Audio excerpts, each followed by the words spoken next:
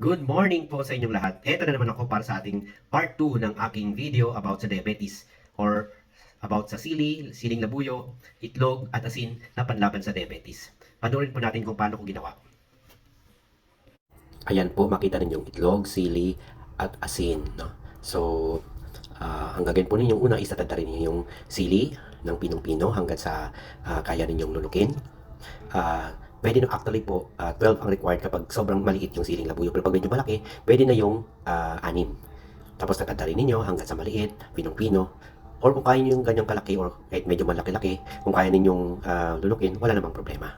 So pagkatapos ninyong tagtarin, ang gagawin po ninyo is, ilalagay po ninyo sa baso or sa tasa para pwede nyo paghaluin. So yan, natapos na natin. Ilalagay na natin sa tasa. No?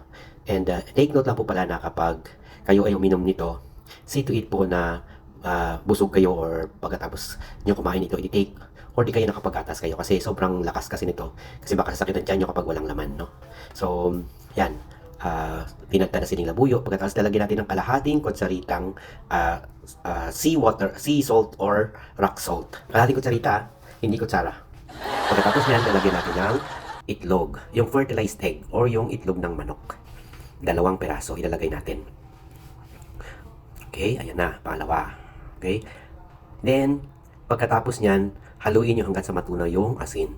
Yung iodized salt kasi, hindi natin nilagay niya kasi hindi natutunaw yun na natin sa katawan mo. Unlike nung sea salt or nung rock salt na natutunaw siya.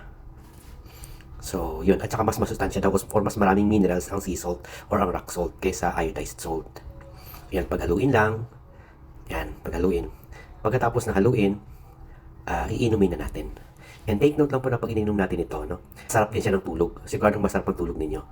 Kapag may glucose meter po kayo, try nyo pong isukatin yung blood sugar nyo before kayo uminom and then 1 hour after kayo uminom nito. At tingnan nyo po, sobrang baba or substantial ang pagbababa ng blood sugar nyo.